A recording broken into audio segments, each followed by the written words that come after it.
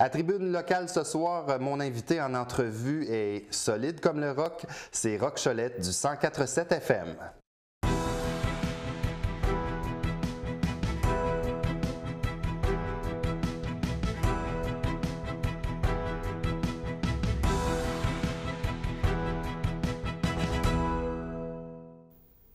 Bonsoir, mesdames et messieurs. Bienvenue à cette autre édition de Tribune locale.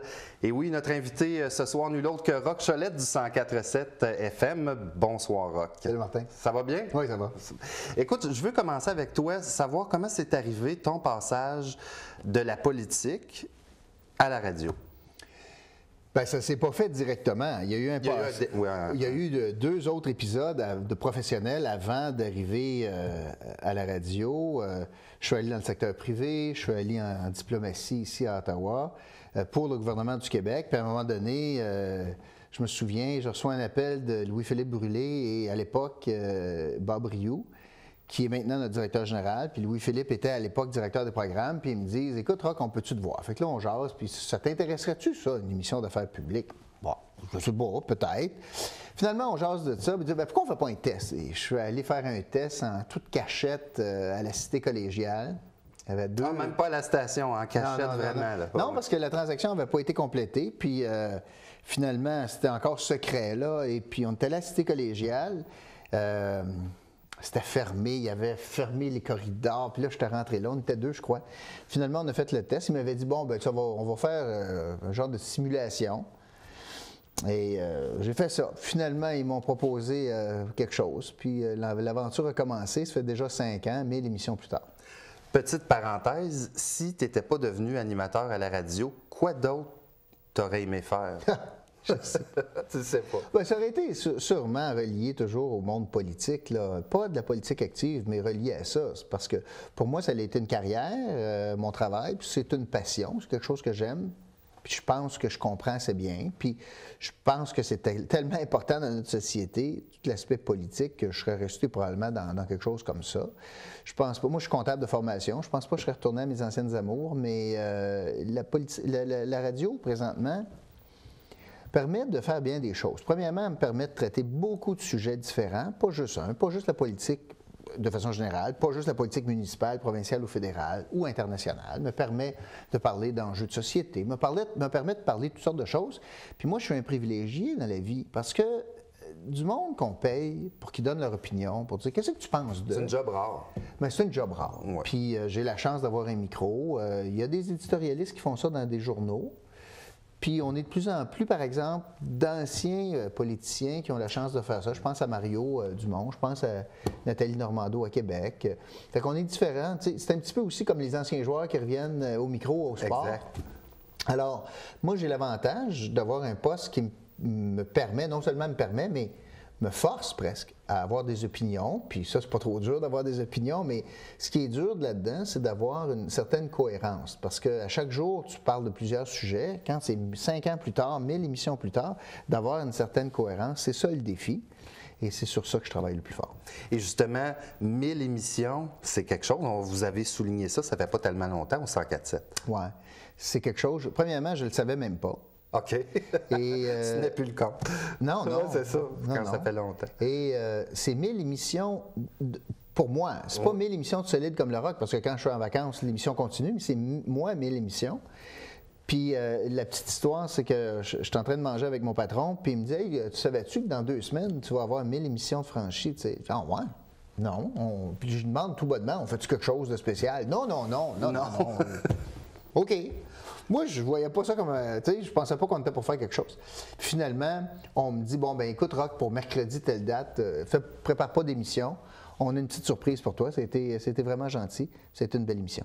Et ça fait beaucoup d'heures de programmation parce que maintenant, ton émission, elle dure 1 heure de plus. Et ce que tu faisais avant, c'était quand même de midi à 2 heures. Donc, ça fait beaucoup de programmation là, pour avoir des sujets à tous les jours comme ça. Oui, puis il y a eu une progression, là, puis je ne me souviens pas des détails, mais la progression, on a commencé à 1 heure par jour. Ça a monté à 1h30, ça a monté à 2h, puis là, on a sauté à 3h. As-tu hâte que ça soit à 4 heures? Ça n'arrivera pas, mais à 4 heures par jour, je ne serais pas capable de faire ça. Mais pas dans la nature actuelle. Là. C'est une émission difficile à faire. C'est une émission qui est très chargée. Je faisais le décompte, tu sais, la semaine passée, il y a eu une journée, j'ai fait 7 entrevues. J'avais 2 ou 3 chroniqueurs, j'avais la tribune téléphonique, j'avais le courrier, j'avais la chronique de Jean Lapierre que je commente. J'ai un commentaire à faire dans mon émission, plus l'animation. C'est beaucoup, beaucoup d'ouvrages. Ça ne paraît pas, là, mais moi, je pense que ce qui fait que les gens adorent l'émission, aiment l'émission, c'est que je pense qu'ils savent que si quelqu'un vient à l'émission avec moi, mais moi, je suis préparé. Moi, je sais où est-ce que je veux aller, puis je sais exactement ce que je veux savoir. Mais pour faire ça, il faut faire le travail. Ça n'arrive pas juste par magie. C'est sûr que je me sers de mon expérience là, de 18 ans en politique, puis mes expériences de vie, mais quand même, il faut faire le travail, puis il faut se préparer, puis il faut être capable aussi d'assimiler un sujet, de le mâcher, puis d'être capable de le livrer dans un langage que tout le monde comprend. Puis d'être capable de poser des questions qui sont justement des questions pertinentes, qui vont susciter autre chose que la langue de bois comme réponse. Alors, c'est beaucoup d'ouvrages. Alors là, quand on prépare cette entrevue avec 1 heure de moins de préparation, si je compare à jadis, parce qu'on commençait à midi, là, on commence à 11 heures. Donc, ça veut dire que de 11 heures à midi, avant, je me préparais, mais là, je suis en ondes. Alors, c'est 1 heure de moins de préparation pour 1 heure de plus de show. Ça me fait penser au Rapibus. Un marathon. 20 de moins de trajet, 20 de plus de coûts. Fait que j'ai quelque chose en commun avec le Rapibus puis le fiasco du Rapibus. C'est bon ça. Je veux parler justement d'une émission comme ça parce que quand on l'écoute, on est les spectateurs, on entend Rock Cholette, on entend quelqu'un qui lit les nouvelles, mais il y a toute une équipe derrière ça. Combien de personnes travaillent pour Solide comme le rock? Bon, ça me fait rire quand tu dis toute une équipe. Alors, il y a mon metteur en ondes qui est Richard Labelle, qui lui est mon complice. Il est en face de moi, puis il va utiliser beaucoup d'effets sonores, bien, beaucoup, des effets sonores. Vous n'avez pas le droit de dire ça. Je l'entends souvent. Martin, ce que les gens ne savent pas, c'est que c'est pas stagé, c'est pas organisé d'avance, cette affaire-là. Il n'y a pas une feuille qui dit OK quand Rock va dire 11h20, c'est ça, à 11h22, paye sur le bouton. C'est pas comme ça que ça marche. Alors, Richard, c'est un gars très allumé. Il y a une banque d'effets, de chansons, d'effets, bon, etc. Puis il m'écoute, puis il est capable de réagir rapidement, puis il va faire jouer quelque chose. Puis moi, je l'entends pour la première fois quand il fait jouer comme vous. Là. C'est ça. Puis là, je réagis par rapport à ce que j'entends. Là, il y a Richard Labelle. Et je travaille avec une recherchiste et demie, dépendamment des jours. Et habituellement, là, je te dirais, le gros du travail, c'est de tenter de rejoindre les gens pour les inviter à l'émission. Puis ça s'entendre sur l'ordre. Bon, ben, Rock va vous faire l'entrevue à 10h50 ou à 10h22 ou à 9h15. Alors, c'est ça. Sur le fond des dossiers, je te dirais que je fais 90% du travail. Ah oui, c'est beaucoup. Pensais-tu que ça durerait aussi longtemps d'atteindre 1000 et plus émissions au début? Ou tu t'es dit, moi, faire ça 1 an, moi, l'essayer, puis... Oui, ça, c'est une bonne question. Est-ce que je m'attendais à ça? Je ne sais pas à quoi je m'attendais. Je sais que j'ai du plaisir à faire ce que je fais. Pas toujours facile. Il y a des jours que je sors en maudit. Pas des intervenants que j'ai eus, en maudit de moi. Parce que je suis très critique. Je suis très critique envers moi-même. Moi, je pensais que l'Outaouais était mûr pour une émission comme ça. Mais c'est sûr qu'avec le temps aussi, moi, j'ai changé. Là, en 5 ans, quelqu'un qui est néophyte à la radio, puis arrive dans ce siège-là, puis il veut se faire un nom, puis on sait que la radio, comme à la télé, c'est beaucoup des sièges éjectables. Et d'être capable de durer. Alors, je ne m'étais pas fixé rien. Si ta question, c'est t'es-tu fixé 1000 émissions, Rock? Non. Est-ce que je pense que je vais en faire un autre 1000? Je ne le sais pas. Est-ce que c'est un objectif? Non. Ce n'est pas un objectif. Tant que j'ai du plaisir, là, je suis rendu assez vieux dans la vie pour comprendre que le jour que tu n'as plus de fun, il est temps de faire d'autres choses. Puis, je pense que j'ai le loisir d'être capable de faire d'autres choses. Alors, si j'ai du plaisir, je vais faire ça. Puis le jour que j'en aurai plus, je ferai d'autres choses. Est-ce que tu as encore du fun? Oui, j'ai encore du fun. Good. Il y a encore bien des choses dans notre société qui me font violence, qui me font fâcher, d'autres je suis très content. Par exemple, je parle beaucoup de la ville de Gatineau. Je suis déçu. Moi, je suis déçu parce qu'on a un potentiel extraordinaire. C'est comme si c'était un enfant. Puis tu sais que son potentiel, c'est d'avoir 75 à l'école. Puis il arrive à 70. Tu te dis, tabarouette, c'est beau. Mais on sait que tu pourrais faire mieux. Si ton enfant a un potentiel de 95, puis il a 70, tu peux lui dire, bon, peut-être qu'on pourrait travailler plus fort. Gatineau, là, il y a un potentiel de 95. On ne devrait jamais, jamais s'attendre à moins que 95. Puis moi, quand on obtient des 65 puis des 70 dans une ville avec autant de talent, de potentiel, ça me fâche. Et ça, il faut régler ça. Le dossier qui te fâcherait le plus en ce moment, est-ce que c'est l'aréna, les taux Brigil? Qu'est-ce qui t'accroche le plus en ce moment? À la ville de Gatineau? Oui. Oui, à la ville de Gatineau, c'est très certainement l'incurie du conseil sur Guertin, sur le manque de cohérence au conseil, de très grand manque de cohérence, l'insouciance par rapport aux finances publiques et au taux de taxation, et un peu l'attitude de je m'en foutisme de l'opinion extérieure au conseil. C'est vrai qu'en politique, il y a une bulle qui se crée rapidement. C'est normal, c'est vrai. Ce conseil-là, la bulle est épaisse. Est très épaisse. D'ailleurs, le dernier exemple, c'est quand même pas rien. Le dossier de frais de croissance est un dossier merdique pour la ville de Gatineau. Je crois qu'il est mal attaché. Je crois qu'il y a des aspects très intéressants dans ça, mais il y a des aspects épouvantables. Et le fait que le maire soit allé à Québec, parler en notre nom de tous les citoyens de Gatineau, sans même en parler à son conseil, alors qu'il est un maire avec un parti minoritaire au pouvoir, qui n'a même pas le courage de passer le mémoire qu'il dépose à Québec à travers une résolution, même pas le courage de le présenter à la table du conseil. Moi, ça m'en dit long là, sur la dynamique de ce conseil-là.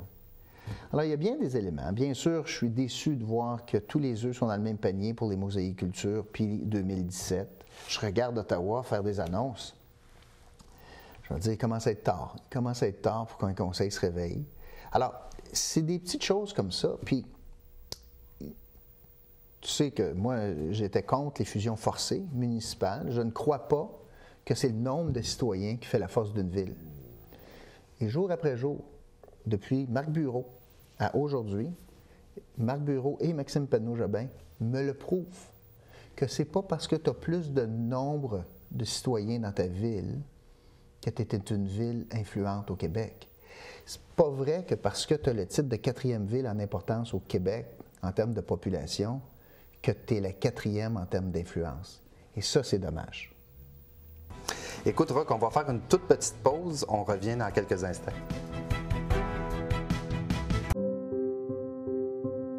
Ça m'aide à courir. Ça m'aide à nager.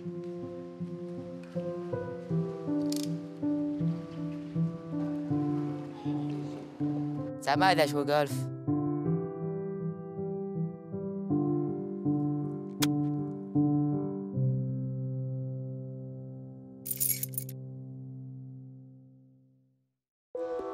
La première fois que je l'ai fait, j'étais vraiment, vraiment nerveuse.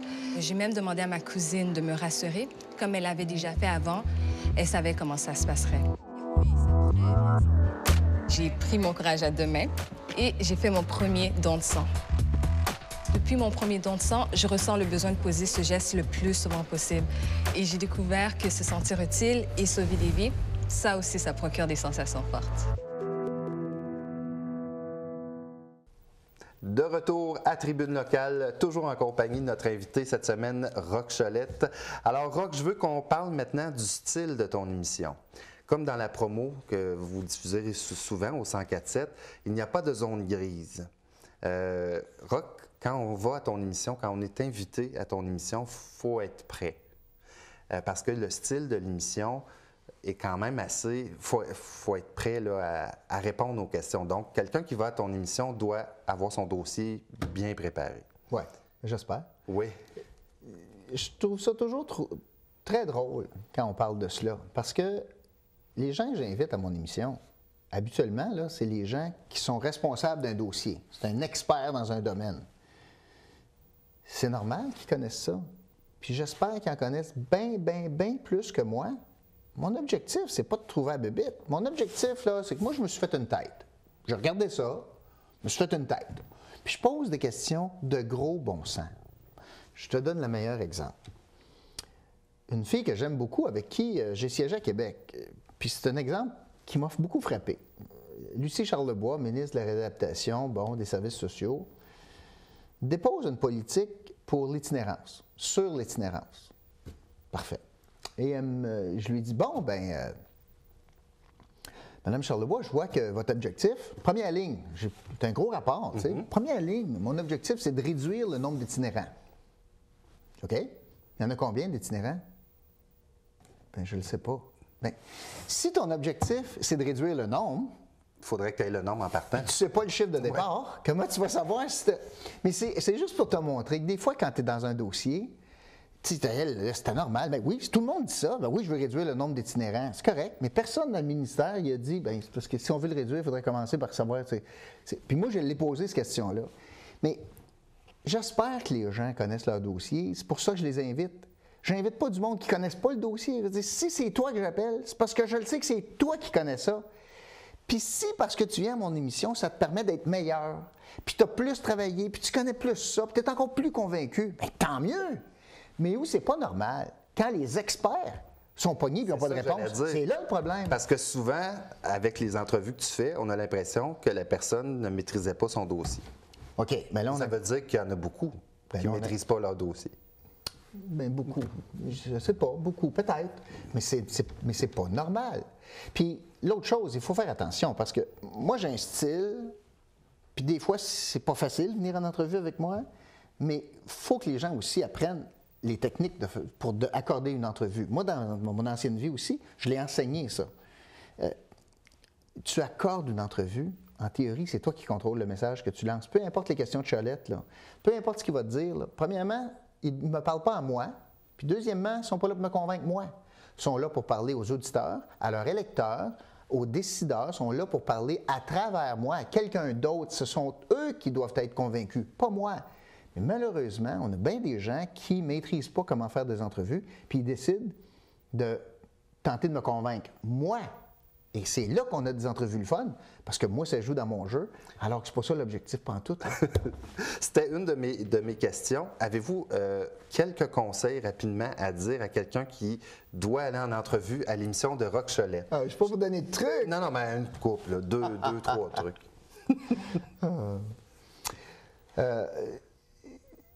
Il faut décider c'est quoi le message qu'on veut que les gens retiennent. OK. Après 4 minutes, après 8 minutes, après 12 minutes d'entrevue, si on se place avant, là, tu dis, OK, tu vas 12 minutes avec Roch, qu'est-ce que tu veux que les gens retiennent à la fin de tout ça? Il faut que ça soit il faut que tu aies décidé d'avance, c'est quoi le message que tu veux que les gens retiennent. Les gens souvent ne font pas ça. Alors, ça, c'est très certainement un conseil. Et je vais vous donner un secret. Lorsqu'on enseigne les relations médias, on utilise une boutade qui est déjà arrivée à l'ONU.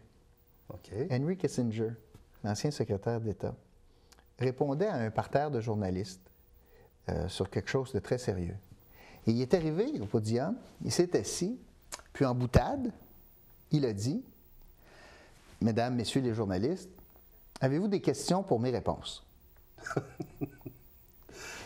C'est devenu le leitmotiv des relations publiques. Il faut juste se souvenir de ça. Avez-vous des questions pour mes réponses? Parce que moi, aujourd'hui, j'ai 3 réponses pour vous et je vais m'en tenir à cela. Je m'en balance de vos questions. J'ai décidé de vous donner 3 éléments de réponse. Alors, c'est pour ça que la boutade, avez-vous des questions pour mes réponses? C'est quelque chose qu'on enseigne aux gens. Maintenant, il y a des techniques, une façon de faire ça. Évidemment, moi, connaissant ça, j'ai des techniques pour déjouer ça et c'est pour ça que l'entrevue est le fun. Parce que quand je sens que la personne a été formée dans ce sens-là, je suis capable de contre-attaquer. C'est un genre de missile contre missile. Là. C'est pour ça que un beau challenge. Oui, tout à fait. Mais rappelez-vous de ça.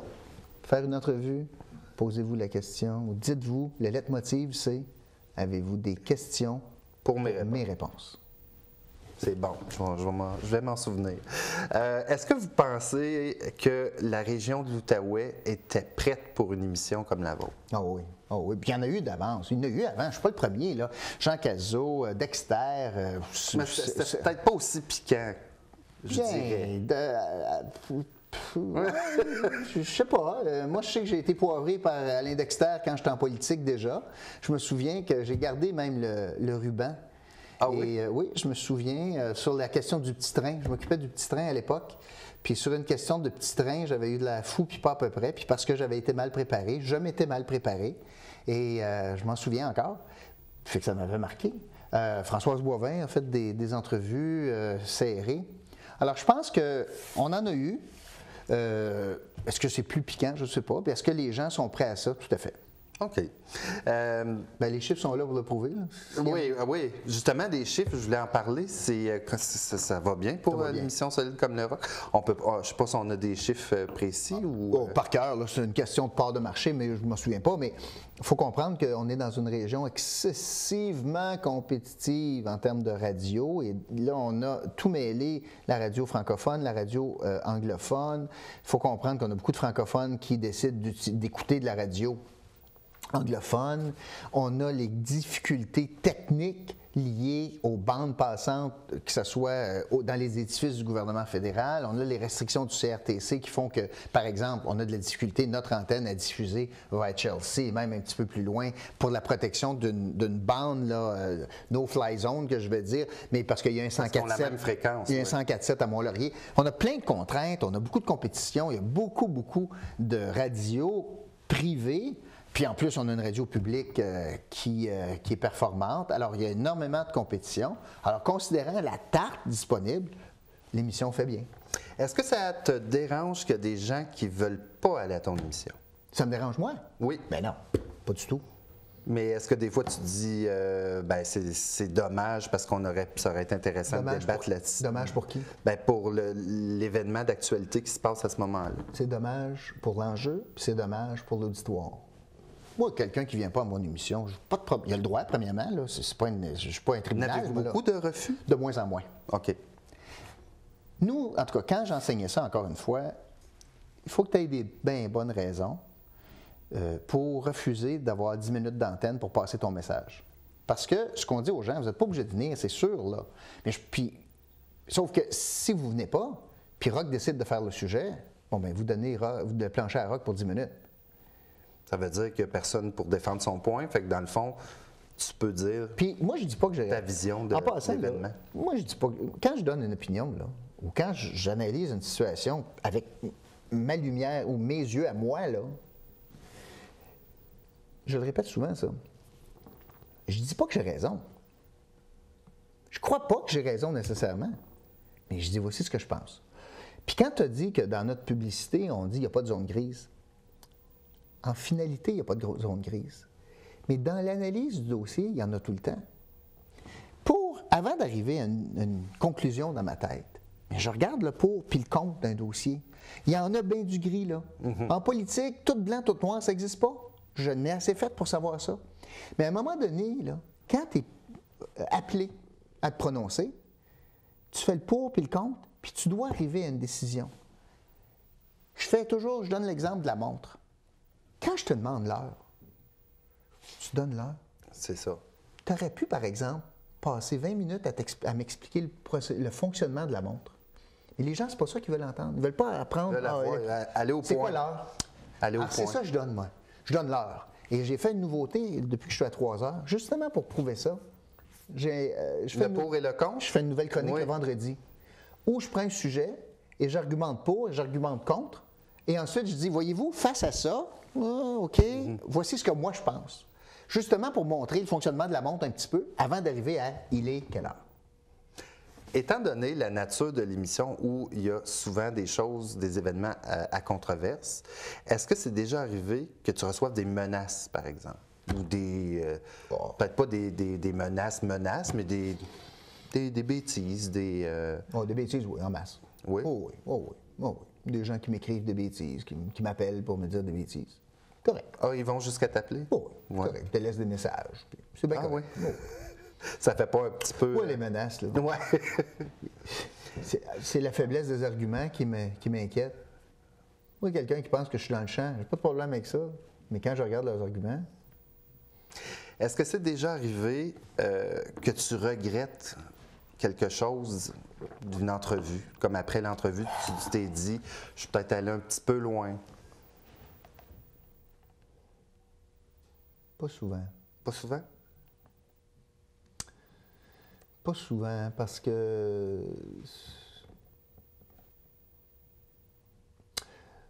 Il y a des fois, parce que tout est en direct, j'ai pas de filet, hein? 3 heures en direct, il n'y a pas bien de monde qui font ça en télé puis en radio, tu sais. Il y en a, là, mais...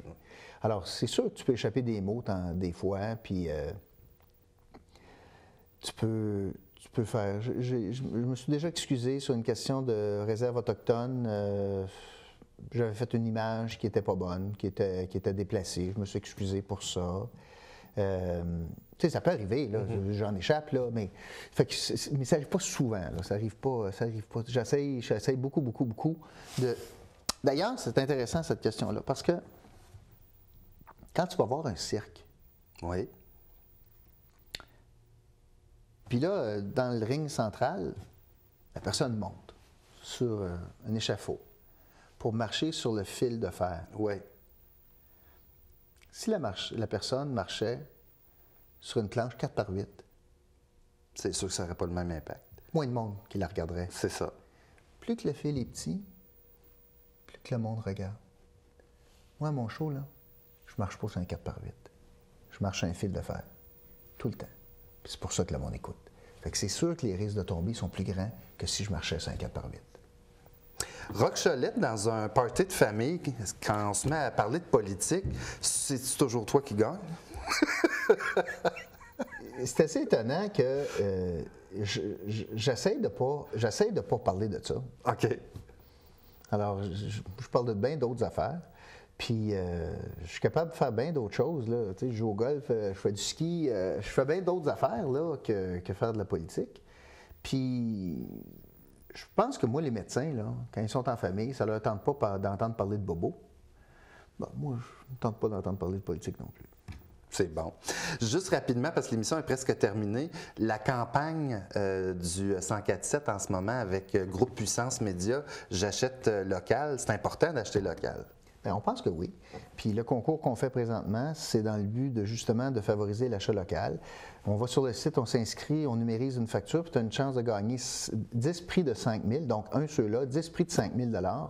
Puis c'est 50 000 $ qui vont revenir dans l'économie locale le 9 juin prochain. On pense que c'est important. Contrairement à la ville de Gatineau qui donne ses frais d'avocat à Montréal, nous autres, on pense qu'acheter localement, c'est important. C'est bon. Tu ne pouvais pas t'en empêcher de le dire. Roch Cholette, je te remercie beaucoup d'avoir participé à notre émission. J'aurai encore des questions pour une autre demi-heure, mais on se fera un nouveau rendez-vous. Merci, bon succès avec l'émission. On va se rendre à 2 millième, on va fêter ça ensemble. Merci beaucoup. Merci, au revoir. Salut.